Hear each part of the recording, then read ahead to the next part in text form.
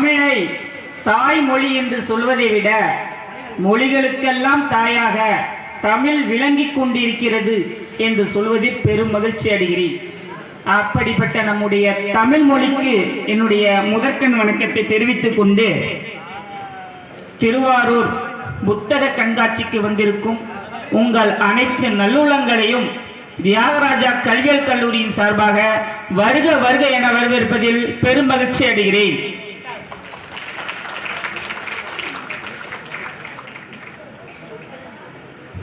ஒரு அருமையான தலைப்பு, வாசிப்பு மேம்பட்டு இருப்பது அந்த காலமா இந்த காலமா? இது ஒரு பட்டிமன்ற நோக்கான தலைப்பு தான்.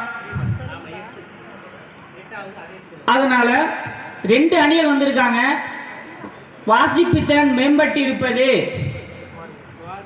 அந்த காலம்தான் அப்படின்னு பேசுறதுக்கு பிரவீனா, அச்சயா அவர்களும், வாசிப்பு திறன் மேம்பட்டு இருப்பது அந்த காலம் இல்லைங்க இந்த காலம் தாங்க அப்படின்னு சொல்றதுக்கு நம்முடைய இரா வசன் மற்றும் மணிகண்டன் அவர்கள் வந்திருக்காங்க.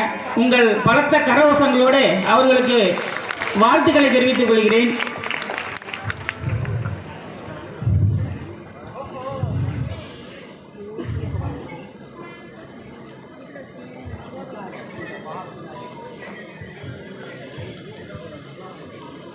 ஒரு சிறிய மூதுரை என்ற நூலில் இருந்து ஔவையார் பாடிய பாடல். மன்னனும் மாசர கற்றோனும் சீர்தூக்கின் மன்னனை காட்டிலும் கற்றோன் சிறப்புடையன், மன்னனுக்கு தன் தேசமல்லால் சிறப்பில்லை, கற்றோருக்கு எங்கு சென்றாலும் மதிப்பு அப்படின்னு சொல்லிட்டு மூதுரை அப்படிங்கிற நூல்ல ஔவையார் அவர்கள் அருமையா சொல்லியிருப்பாரு. என்ன அப்படின்னு பார்த்தீங்கன்னா, கற்றோன் அறிவுடையவன் எங்க போனாலுமே அவனுக்கு ஒரு தனி மதிப்பு, அவனுடைய இடம் உயர்ந்தே இருக்கும். மன்னனுக்கு அவனுடைய தேசத்தில் மட்டும்தான் மதிப்பு, மற்ற இடங்களில் மதிப்பு இல்லை. ஆனால் சான்றோர்களுக்கு, குறிப்பாக கற்றோருக்கு எங்கு சென்றாலும் அவனுடைய புகழ் ஓங்கி இருக்கும் என்று அந்த காலத்திலேயே ஔவையார் அவர்கள் மூதுரை என்ற நூலிலே குறிப்பிட்டுள்ளார். இதை உங்களுக்கு நான் குறிப்பிட விரும்புகின்றேன். வாசிப்பு மேம்பட்டு இருப்பது அந்த காலமே என்ற தலைப்பின் கீழ் பிரவீனா அவர்கள் அவருடைய கருத்தினை முன்வைக்க வருகிறார். பிரவீனா, போங்கம்மா, உங்களுடைய பலத்த கரவசங்களோடு அவர்களுக்கு எந்திரிங்கம்மா, போங்கம்மா.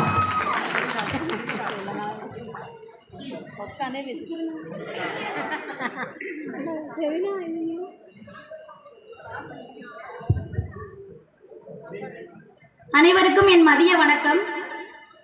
இனிது இனிது இனியவை இனிது, வறுமையினும் கற்றல் அதனினும் இனிது என்றும் பூதஞ்சேந்திரனார் அடிகளுக்கு இணங்க என் உரையை துவங்குகிறேன்.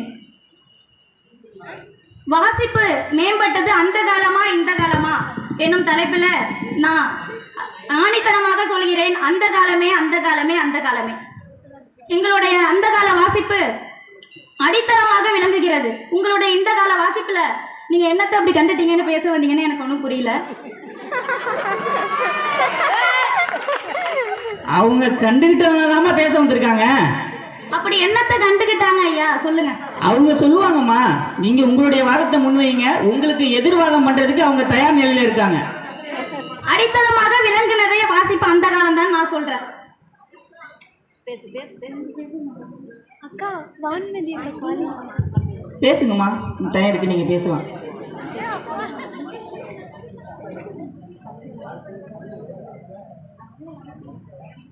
அனைவருக்கும் என்னுடைய மதிய வணக்கம்.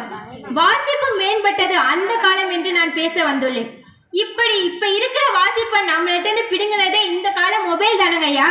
நம்ம என்னதான் செல்போன்ல தடவி படிக்கலாம் முடியும், ஆனா புத்தகத்தை போல அதை நம்மளால புரட்டி படிக்க முடியாது. அந்த காலத்துல எல்லாரும் கையிலையும் புத்தகம் இருந்தது, ஆனா இந்த காலத்தில் எல்லோரும் கையிலும் செல்போன் தான் இருக்கின்றது. இந்த காலத்துல எப்படி வாசிப்பு மேம்பட்டு இருக்கணும்னு நீங்க பேசுறீங்கன்னு தெரியல. பேரறிஞர் அண்ணா அவர்கள் சொன்னாங்க, தனது புற்றுநோய் 2 நாட்களுக்கு பிறகு தள்ளி வைக்கலாமான்னு. அதுக்கு மருத்துவர் கேட்டிருக்காங்க, ஏன் அப்படி சொல்றீங்க அப்படின்னு.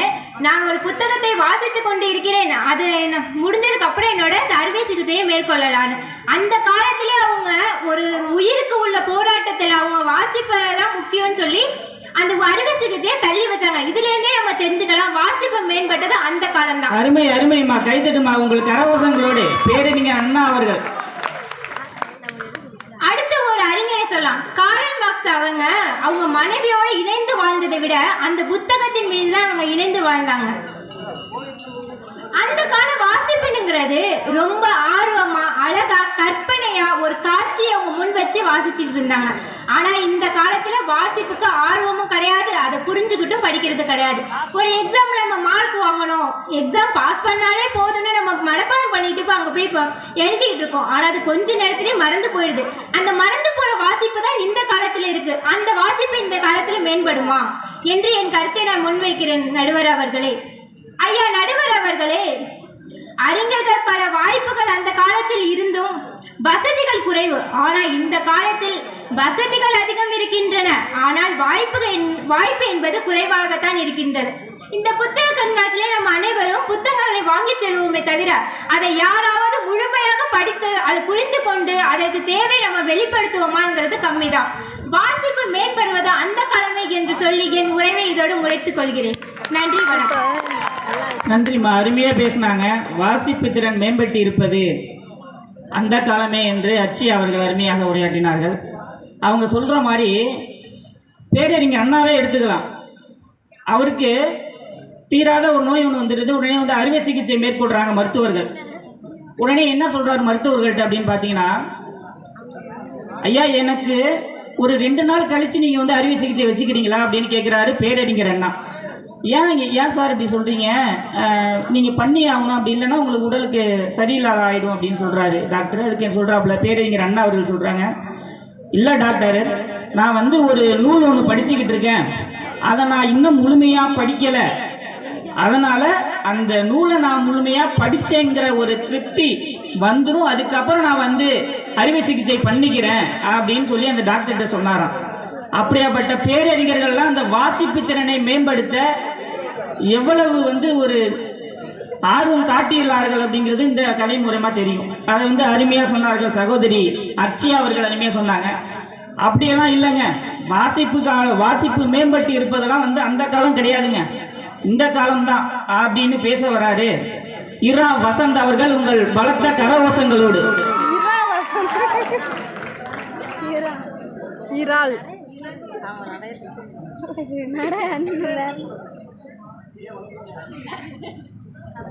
மைக் ஒரு கவலை இல்லை. தேனூர்க்கும் செந்தமிழே நீ கிளி நான் கனி வேறென்ன வேண்டும் இனி என்ற பாவேந்தரின் அருமையான வரிகளில் துவங்குகிறேன். முதலில் ஒரு நன்றி சொல்ல கடமைப்பட்டிருக்கிறேன்.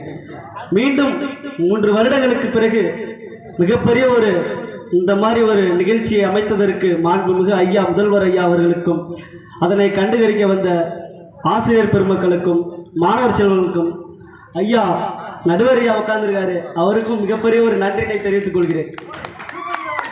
வாசிப்பு மேம்பட்டிருப்பது அந்த காலமா இந்த காலமா? தலைப்பே அருமையான தலைப்பு. இன்றைய காலகட்டத்தில் ஒரு சமுதாயத்துக்கு ஏற்ப ஒரு தலைப்பு என்றால் அது இந்த தலைப்பு தான். 2023 குறித்து வைத்துக் கொள்ளுங்கள். அதாவது வாசிப்பு மேம்படுவது அந்த காலமா இந்த காலமா? தம்பி தங்கைகளாம் அருமையா சொல்லியிருந்தாங்க. வாசிப்பு என்பது அன்றைய காலகட்டத்தில் தான் இருந்து வந்தது, இன்றைய காலகட்டத்தில் மிகவும் குறைந்து விட்டது அப்படின்னு சொல்லி வந்தாங்க. ஆனால் நான் என்ன சொல்றேன்னா, இன்றைய காலகட்டத்திலும் வாசிப்பு இருக்கு அப்படின்னு பற்றி நான் சொல்ல வந்திருக்கேன். ஏன்னா அன்றைய காலகட்டத்தில் பார்த்தீங்கன்னா வாசிப்பு என்பது ஒரு வாசிப்பா மட்டும்தான் இருந்தது. ஆனால் இன்றைய காலகட்டத்தில் பார்த்தீங்கன்னா வாசிப்பு மிகப்பெரிய ஒரு திருவிழாவா மாறி இருக்கு. அதுக்கு முன்னணி பதிப்பகங்களே மிகப்பெரிய ஒரு சாட்சி. அங்கு புத்தகங்கள் அலைமோதி கொண்டு இருக்கின்றன.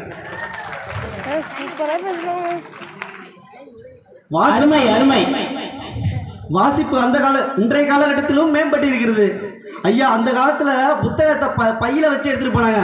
ஆனா இன்றைய காலகட்டத்தில் நூலகத்தையே நாங்கள் கையில தான் எடுத்துட்டு போயிட்டு இருக்கோம். அந்த அளவுக்கு இன்றைய காலகட்டத்திலும் வாசிப்பு மிகப்பெரிய அளவில் மக்கள் மத்தியில் தாக்கத்தை ஏற்படுத்தி இருக்கிறது. அது மட்டுமா, உதாரணத்துக்கு நீங்க ஒரு பள்ளி பையனை பார்த்தீங்கன்னா நடந்தும் போவான், வாகனத்திலையும் போவான், இடையில மிதிவண்டிலையும் போவான். அப்படி செல்லும் பொழுது அவனோட நோக்கம் என்ன அப்படின்னு பார்த்தீங்கன்னா 9 மணிக்கு பள்ளிக்கு செல்ல வேண்டும் தான் நோக்கம். அவனுடைய நோக்கமும் 9 மணிக்கு செல்ல வேண்டும், இவனுடைய நோக்கமும் 9 மணிக்கு செல்ல வேண்டும். அப்படி என்றால் இருவருமே 9 மணிக்கு பள்ளிக்கு சென்று விடுறார். அது போலத்தான் எங்களுடைய நோக்கமும் வாசிப்பும் நோக்கம்தான். என்னவென்றால் அவர்கள் அன்றைய காலகட்டத்தில் புத்தகங்களையும் செய்தித்தாள்களையும் படிப்பதை வாசிப்பாக சொல்கிறார்கள். நாங்கள் எங்கள் இணையத்திலும் தொலைபேசியிலும் எங்கு வேண்டுமானாலும் எப்படி வேண்டுமானாலும் சுதந்திரமாக நாங்கள் வாசிப்பு கற்றுக்கொண்டிருக்கிறோம். அதைத்தான் இன்றைய காலகட்டத்தில் சொல்கிறோம். இன்றைய காலகட்டத்திலும் வாசிப்பு மேம்பட்டிருக்கிறது என்று சொல்லுகிறேன். அடிக்கடி அவர்கள் சொல்கிறார்கள், இணையத்துக்குள்ளே உங்களுடைய வாசிப்பு முடங்கி விடுகிறது, இணையத்துக்குள்ளே இருக்கிறது அப்படின்னு சொல்லிட்டு. அதிகாலை எழுந்த உடனே என்ன பண்ணுவாங்கன்னா, காலையில் எழுந்துச்சு செய்தித்தாளையும் புத்தகத்தையும் எடுத்து வாசிச்சுட்டு இருப்பாங்க. ஆனால் எங்களுக்கு அப்படி கிடையாது. எங்கே போனாலுமே ஒரு பாக்கெட் எஃப்எம்மா நூலகத்தையும் நான் கையில் வச்சு தான் போயிட்டுருவேன். பாக்கெட் எஃப்எம் எடுத்து எத்தனை நாவல்கள் இணையத்தில் உங்களுக்கு கொடுக்கப்பட்டுள்ளது. அப்படி என்றால் ஒரு மிகப்பெரிய ஒரு நாவல் நூல்களை கூட எங்கள் கையில் அடக்கி எங்கு வேண்டுமானாலும் அதை கொண்டு செல்லும் திறம் இன்றைய காலகட்டத்தில் வாசிப்பில் உயர்ந்துள்ளது என்றதை நான் சொல்லிக் கொள்கிறேன். நடுவரையா, நீங்கள் நன்கு புரிந்து கொள்ள வேண்டும்.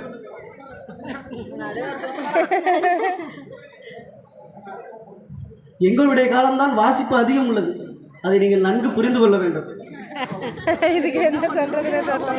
வாசிப்பானது இன்றும் மாறவில்லை, எங்களிடம் என்றும் இருந்து கொண்டுதான் இருக்கிறது. அதை நீங்கள் நன்கு புரிந்து கொள்ள வேண்டும். உங்கள் செவி மட்டும் சாயும், ஆனால் உங்கள் தீர்ப்பு என்றைக்குமே சாயாதுன்னு நினைக்கிறேன். ஆனால் இன்றைய காலகட்டத்திலும் மக்கள் மத்தியில் வாசிப்பு என்பது மேம்பட்டிருக்கிறது. அதற்கான தோற்றம்தான் இங்கு அனைவரும் வந்து போய் கொண்டிருக்கின்ற மிகப்பெரிய ஒரு புத்தக திருவிழாவாக மாற்றப்பட்டிருக்கிறது. ஆகையால் தீர்ப்பை இன்றைய காலகட்டத்திலும் வர வேண்டும் என்று நான் ஆசைப்படுகிறேன். நன்றி, வணக்கம். அருமை நண்பர் இரா வசந்த் அவர்கள் வாசிப்பு திறன் மேம்பட்டிருப்பது இந்த காலம்தான் என்று அருமையாக உரையாற்றினார். சொன்னார்,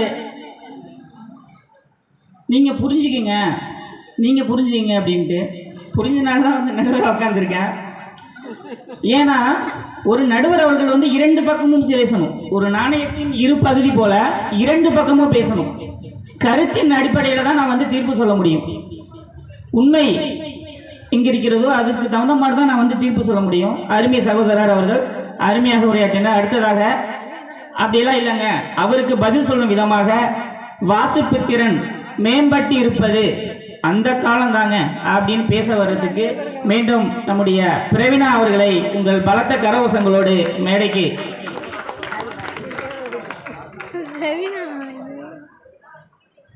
வாசிப்பு மேம்பட்டது இந்த காலம் அப்படின்னு அண்ணன் நல்லா சொன்னாங்க தான். அது ஆனால் உண்மை கிடையாது. வாசிப்பு வந்து மேம்பட்டது அந்த காலம்தான். இந்த காலம் இன்னைக்கு நம்ம எல்லாருமே புத்தக கண்காட்சிக்கு வந்திருக்கோம். எத்தனை பேர் புத்தகம் வாங்கியிருப்பீங்க? அது எத்தனை பேர் ஸ்நாக்ஸ் அதிகமாக வாங்கினீங்க?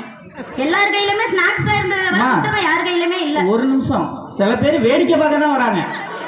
இன்னொன்று என்னன்னா, முதல்வர் அவர் கையால புக்கு கொடுக்குற மாதிரியும் புக்கு வாங்குற மாதிரியும் செல்ஃபி எடுக்கிறதுக்கு போட்டோ எடுக்கிறதுக்கு தான் வராங்க அவங்க. அதாங்க ஐயா இந்த காலம். அந்த காலத்தை புக்கை வாங்கி படிச்சாங்க. இந்த காலத்துல படிக்கிறதுக்கு கையில செல்போனை வச்சிருக்காங்கன்னு அண்ணன் சொன்னாங்க. கையில நாங்க செல்போனை எடுத்துட்டு எங்க வேணாலும் போக முடியும், எங்க பாக்கெட்லயே செல்போனை வச்சுக்க முடியும். அந்த செல்போனால எவ்வளவு கெடுதல் வருதுன்னு தெரியுமா? அதே மாதிரி கையில வச்சுட்டு சுத்திக்கிட்டீங்கன்னா கொஞ்ச நாள்ல ரோட்ல சுத்துவீங்க. கையில செல்போன் வச்சிருந்தா ஒரு 5 மணி நேரத்துக்கு, ஒரு நாளைக்கு 5 மணி நேரம் செல்போன் யூஸ் பண்ணா கண்ணில் புற்றுநோய் வரும்னு சொல்றாங்க, கண் எரிச்சல் வரும்னு சொல்றாங்க. நம்ம வந்து செல்போனால நம்ம இன்னும் படிச்சு முன்னேற போறது கிடையாது. அதுக்கு தான் கல்லூரிகள்லாம் இருக்கே, அங்க போய் படிக்க வேண்டியதானே. எதுக்கு நீங்க செல்போனை கையில வச்சுட்டு சுத்துறீங்க? அந்த காலத்துலலாம் ஒரு 10th படித்தவங்களுக்கும் இப்போ உள்ள படிக்கிறவங்களுக்கும் ரொம்ப வித்தியாசம் இருக்குது. 10th படித்தவங்கள பார்த்தீங்கன்னா இங்கிலீஷ் அப்படி படிப்பாங்க. இப்போ அந்த 10th படித்த பிள்ளைங்களுக்கு அந்த அறிவு இருக்குன்னா கண்டிப்பாக கிடையாது. எங்கள் அம்மாவும் நானும் எதுனா டிவி பார்த்தோன்னா இதில் உள்ளதை நான் படிக்கிறதுக்கு திணறுவேன். எங்கள் அம்மா கடன்னு படிச்சிருவாங்க. எங்கள் அம்மா 10th தான் படிச்சிருக்காங்க, நான் பிஎட் படிச்சிருக்கேன். இப்போ உள்ள கல்லூரி இப்போ படிக்கிறதுக்கும் அப்போ படிக்கிறதுக்கும் எவ்வளோ ஒரு வித்தியாசம் இருந்திருக்குன்னு பார்த்துக்கங்க. அப்போ அந்த காலத்துல படிச்சவங்க வந்து நல்ல உதாரணமா, அருமையான உதாரணம், வேற யாருமே சொல்ல முடியாது. அந்த காலத்துல வந்து வசதிகள் தான் இல்ல. அந்த காலத்துல இப்ப உள்ள வசதிகள் இருந்தா அவங்கலாம் எங்கெங்கே போயிருப்பாங்க. இப்ப இவ்வளோ வசதிகள் இருந்தும் யாருமே அவ்வளோலாம் முன்னேற மாதிரி எனக்கு ஒன்றும் தெரியல. இந்த காலம் தான் சொல்றீங்களே தவிர இந்த காலத்துல நீங்க என்ன பண்ணீங்க அதை சொல்லுங்க. அடுத்ததாக சொல்ல வருவாங்க. உங்களுடைய கருத்துக்களை சொல்லுங்க. அதற்கு பதில் விதமாக நம்ம மணிகண்டன் அவர்கள் அடுத்தது சொல்லுவாங்க. ஐயா நான் சொல்றேன், வாசிப்பு மேம்பட்டது அந்த காலமே அந்த காலமே அந்த காலமே. நன்றி. சரிம்மா, அவளுடைய அந்த காலம் வாசிப்பு திறன் அதிகரித்து இருப்பது அந்த காலம் அப்படின்ட்டு அவருடைய கருத்தினை வந்து முன் வச்சாங்க. அவங்களுக்கு பதில் சொன்ன இல்லையா, இறுதி பேச்சாளராக வாசிப்பு திறன் மேம்பட்டு இருப்பது இந்த காலம்தான் அப்படின்னு இறுதி பேச்சாளராக மணிகண்டன் அவர்கள் உங்கள் பலத்த கரகோஷங்களோடு போங்கப்பா.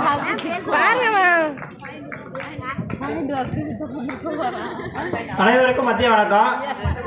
வாசிப்பு மேம்பட்டிருக்கிறது இந்த காலம்தான். உதாரணத்துக்கு எல்லாம் இங்கே வந்திருக்கீங்க, எல்லாம் படிக்காமல் இங்கே வந்திருக்கீங்களா? வாசிப்பே இல்லாமல் 1ஆவதுலேருந்து இப்போ டிகிரி வரைக்கும் முடிச்சு எல்லாம் இங்கே வந்திருக்கீங்களா? யாருமே இல்லைன்னு சொல்ல முடியாது. எல்லாருக்கும் படிப்பு இருக்கிறனால தான், வாசிப்பு இருக்கிறனால தான் ஒவ்வொரு டிகிரியாக முடிக்கிறோம். நம்மளுக்கு எங்கே சென்றாலும், உதாரணத்துக்கு நம்ம ஒரு பஸ் ஸ்டாண்டு சுவர்லேயே பார்த்தோம்னா ஒரு திருக்குறளோ இருக்கும், அதை படித்தாதான் வாசிப்பு. நம்ம அதெல்லாம் படிக்காமே வரோம். எல்லாருக்கும் எங்கே போனாலும் வாசிப்பு இருக்குதான். மொபைல் ஃபோனை வச்சுக்கிட்டு வாசிப்பு இல்லைங்கிறாங்களே. வாசிப்பு இருக்கிறனால தான் எல்லாருமே இவ்வளோ தூரம் வந்திருக்காங்க. கொரோனா காலத்தில் யாராச்சும் வாசிப்பு இல்லாமல் எல்லாம் அப்படியே வீட்டில் இருந்தீங்களா 2 வருஷம் சும்மாவே ஆன்லைன்னு ஒரு கோர்ஸு கொண்டு வந்தாங்க. அது எதுக்கு? வாட்ஸ்அப்பு. எல்லாம் படிக்கணும். இந்த காலத்தில் நம்ம எப்படி போனாலும் எந்த ஒரு பீரியடர் வந்தாலும் நம்ம அப்படியே முடங்கி போவதில்லை. வாசிப்பு இருக்கும் அப்படின்னு ஏதோ ஒரு இணைய வழியாகவோ நம்மளுக்கு உதாரணமாக கொண்டு வராங்க. வாசிப்பு இன்னைக்கு எப்படி மேம்பட்டுருக்குன்னா இதை பார்த்தாவே தெரியும் உங்களுக்கு எல்லாருக்கும். ஏன் வாசிப்பு எல்லாமே எல்லாம் இந்த கண்காட்சிக்கு, புத்தக கண்காட்சிக்கு வந்திருப்பீங்க, வந்ததுக்கு ஒரு புக்காச்சு வாங்குவீங்க. அப்படி இல்லையா, அதை புக்கு என்ன நேம்னு தேடி வச்சு நம்ம மொபைல்லே சர்ச் பண்ணி பார்ப்போம். ஒரு உதாரணத்துக்கு பஸ்ஸில் போகிறப்ப யாரும் சும்மாவே உட்காந்துருப்பீங்களா? உதாரணத்துக்கு ஒரு நியூஸை கூட பார்ப்போம் நம்ம எல்லாருமே. அந்த காலத்தில் வாசிப்பு அதிகங்கிறாங்க. அந்த காலத்தில் எங்கே வாசிப்பு இருந்துச்சு? எல்லாம் வீட்டில் தான் இருந்துச்சு. வீட்டை விட்டு யாரும் ஸ்கூலுக்கு அதிகம் வந்தாங்களா? இல்லை. இந்த காலத்தில் எல்லாருமே பெண்களுக்கு எல்லாருக்கும் சம உரிமை என்று எல்லாம் சொன்னதுனால தான் இப்போ எல்லாரும் படிக்க வந்திருக்கோம். நம்ம வாசிப்பு இந்த காலத்தில் பெரும் போக்காவே இல்லை, சிறந்து விளங்கி தான் வருகிறது. வாசிப்புக்கு உதாரணம் நம்ம செல்போனை வச்சுக்கிட்டு படிக்காமல் இருக்கிறோமா? சொல்லுங்களா. புற்றுநோய் வருது, அது வருது, இது வருதுங்கிறாங்க. எல்லாம் சொன்னாங்க எதிர்த்தரப்புல. அவங்க சொன்னபடி புற்றுநோய் வருதுன்னா அப்புறம் எதுக்குமா 2 வருஷம் ஆன்லைன் கோர்ஸ்ன்னு ஒன்று வச்சாங்க? அதுக்கு நீங்கள் பதில் சொல்லலாம். 2 வருஷம் ஆன்லைன் கோர்ஸ் வச்சனால தான் 2 டிகிரி கம்ப்ளீட் பண்ணி எல்லாம் இப்போ மேலே வந்திருக்காங்க. யாருமே வராமல் இல்லை. உங்களோட புற்றுநோய் சொன்னீங்கல்ல, ஃபோனை ஜோப்லேயே வச்சுக்கிட்டு பேக்கெட்லேயே வச்சுக்கிறான்னு, அதை பேக்கெட்டில் வச்சுக்கிறனால புற்றுநோய் வருது. உதாரணம் ஒன்று தான். ஆனால் செல்போன் இல்லாமல் இந்த உலகமே வளரலன்னு நான் சொல்லுவேன். இப்போ இந்த காலத்தில் செல்போனே ஒரு முக்கியம்தான், ஒரு இணையம் முக்கியம்தான். நம்மளுக்கு இணையம் இல்லைன்னா ஒரு எதுவுமே பார்க்க முடியாது. எல்லாரும் இணையத்தில் தான் இப்போ நடைமுறை வாழ்க்கையே போக்கி கொண்டு இருக்கிறாங்க. ஒரு எக்ஸாமுக்கு அப்ளை பண்ணுறதுக்கு எல்லாத்துக்குமே இணையம் தான்மா. இணையம் இல்லாமல் எதுவுமே கிடையாதுமா. வாசிப்பு மேம்பட்டுருக்குதான். மேம்பட்டதுனால தான் இவ்வளோ தூரம் எல்லாம் வந்திருக்காங்க. வந்ததுனால தான் எல்லாம் ஒரு கவர்மெண்ட் எக்ஸாமோ இல்லை அவங்களால முடிஞ்ச வேலைக்கு போகிறாங்க. வாசிப்பு தான் இந்த காலத்தில் பெரும் பொழுதுபோக்கு அல்ல, வெற்றிக்கு முதல் படியாக இருக்கிறது. நன்றி, விடைபெறுகிறேன். அருமை தம்பி மணிகண்டன் அவர்கள் அருமையாக உரையாற்றினார். தம்பி மணி வந்து சொன்னாப்புல, யார் இங்கே வந்திருக்கவங்கள யார் வந்து என்னுடைய மொபைலில் நான் வந்து இந்த செயலியெல்லாம் நான் பதிவிறக்கம் செய்து வச்சுருக்கேன், ஒரு நூலுடைய திருக்குறளாக இருக்கட்டும், பழமொழிகளாக இருக்கட்டும் அப்படின்னு சொல்கிறவங்க யார்? கை தூக்குங்க. இல்லை, ஏன்னா பார்க்க மாட்டேன் யார் சொல்லி வாங்கியாதான் தைரியமாக நீங்கள் கை தூக்கலாம். பெரும்பாலும் உண்மை என்ன அப்படின்னு பார்த்தீங்கன்னா, பெரும்பாலும் வந்து வாட்ஸ்அப்பில் ஸ்டேட்டஸ் வைக்கிறதுக்கும் என்ன அடுத்தது வந்து ஃபேஸ்புக் பார்க்கறதுக்கு தான் கண்டிப்பாக நண்பர்களே நீங்கள் வந்து மொபைல் ஆனதை யூஸ் பண்ணுறீங்க. இது ஒரு மறுக்கப்படியாத உண்மை. சரியா? ஒரு 100% ஒரு பாதிக்கு பாதி அப்படின்றோடு கிடையாது. ஒரு 20% பேர் வந்து நன்மைக்காக பயன்படுத்தினாலும் 20% பேர் வந்து தீமைக்காக பயன்படுத்துகிறாங்க. அதே வந்து அப்படி பார்த்தீங்கன்னா செல்ஃபோனால நிறைய தீமைகள் வருது. ஹார்ட்டில் வச்ச ஹார்ட் புற்றுநோய் வருது. அவங்க சொன்ன மாதிரி சகோதரி சொன்னாங்க, 5 மணி நேரம் தொடர்ந்து ஒருவன் செல்போன் யூஸ் பண்ணா கண்டிப்பாக அவனுக்கு கண் எரிச்சல்னா கண் புற்றுநோய் கண்டிப்பாக வரும் என்று ஒரு ஆய்வகத்திலே ஆய்வாளர்கள் நிரூபித்திருக்கிறார்கள். நம்ம மட்டும் தான் அனாதையா உட்காந்துருக்கோம். நம்ம பிள்ளைங்க தானே பேசுது. முடிஞ்சிச்சு, நம்ம போக வேண்டியதான். நடுவர் தீர்ப்பே இறுதியானது. இதுவரையும் பட்டிமன்றத்தை வந்து இருந்து கவனிச்சிங்க. தீர்ப்பு என்னன்னு சொல்லாமே ஏந்திரிச்சு போறீங்க.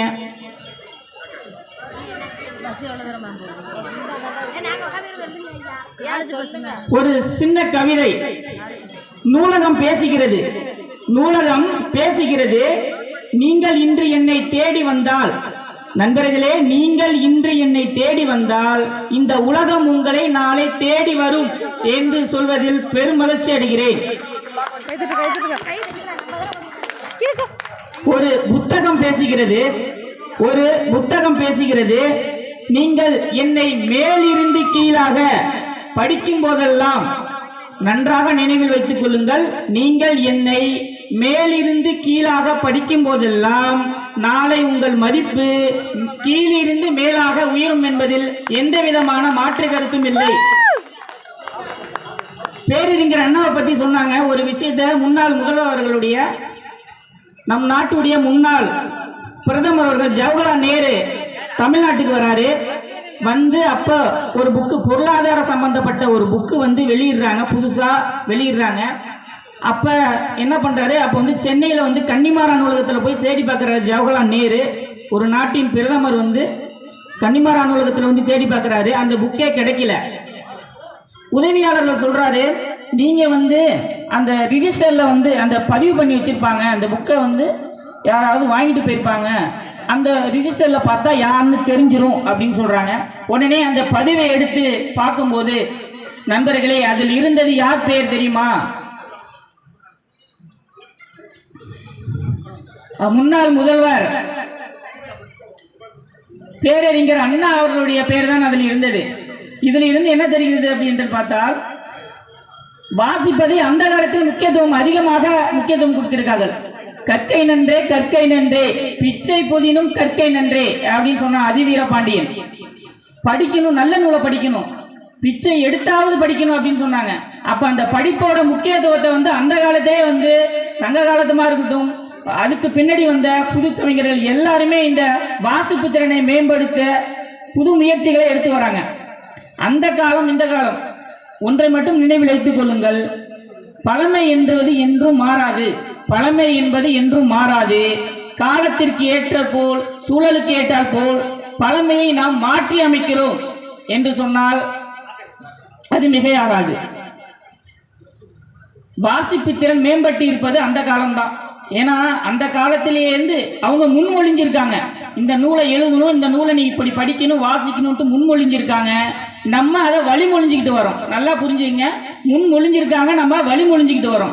என்னதான் இந்த காலத்தில் வந்து செல்போனில் வந்து நம்ம பிடிஎஃபாக படித்தாலும் கூட எவ்வளோ உடல் உபாதைகள் வருது. அதனால அந்த ஏதாவது நம்ம ஒரு புத்தகத்தை வந்து வாசிச்சுட்டு அதில் உள்ள அந்த ஒரு ஆர்வம் செல்போனில் இருக்காது. உங்களுக்கு செல்போன்ல நீங்க புக்கில் ரெண்டுத்தையுமே வாசிச்சு பாருங்க, எது உங்களுக்கு வந்து தீமை அளிக்குது, எது நன்மை அளிக்குதுன்னு பார்த்தீங்கன்னா, ஒரு பக்கத்தை நீங்க படிச்சுட்டு விட்டு போட்டீங்கன்னா அடுத்த தடவை அந்த புத்தகத்தை எடுத்து அடுத்த பக்கத்தில் என்ன இருக்கு அப்படிங்கிறத வந்து நீங்க வந்து ஆர்வத்தோட பார்ப்பீங்க. சரிங்களா? அது வந்து நம்மளுடைய மொபைல் அதில் வந்து வசதியில் கிடையாது. என்னதான் பிடிஎஃப்லாம் வந்தாலும் நம்மளுடைய வாசிப்பு திறன் யாருமே படிக்க மாட்டாங்க. அந்த காலத்தில் 4 நூலகங்கள் தான் இருந்துச்சு, கன்னிமாரா நூலகம், அது மாதிரி பழைய நூலகம்லாம் இருந்தாலும் இப்போ நம்மளுடைய புத்தக கண்காட்சியின் மூலம் எதுக்கு இந்த புத்தக கண்காட்சி போடுறாங்க அப்படின்னு பார்த்தீங்கன்னா, மக்கள்கிட்ட வந்து வாசிப்பு திறன் அதிகரிக்கணும், அவர்கள் எதிர்காலத்தில் ஒரு சிறந்த ஆசிரியர்களாக சான்றோர்களாக வரணும். புக்கை விற்பனை பண்ணுறது மட்டும் அரசனுடைய நோக்கம் அல்ல. நல்லா புரிஞ்சுக்குங்க, நம்மளுடைய கற்றல் நோக்கமானது அதிகரிக்க வேண்டும், மாணவர்கள் சிறந்த படைப்பாளர்களாக உருவாக வேண்டும் அப்படின்றதான். இப்போ இந்த புக்கை பார்த்துட்டு நாளைக்கு நீ ஒரு கவிதை எழுதுவ, அவங்க முன்மொழிஞ்சிருக்காங்க, நீ அதை வழிமொழிஞ்சு நாளைக்கு ஒரு கவிதை எழுதுவ. அதனால் இறுதியாக ஒன்றை மட்டும் சொல்லி நான் முடித்துக் கொள்கிறேன். யாரோ போதியான்னு சொல்றாங்க மேம். திவாகர் வேற யாரும் உட்காந்துக்கிட்டு பின்னாடி திவாகர் தானா?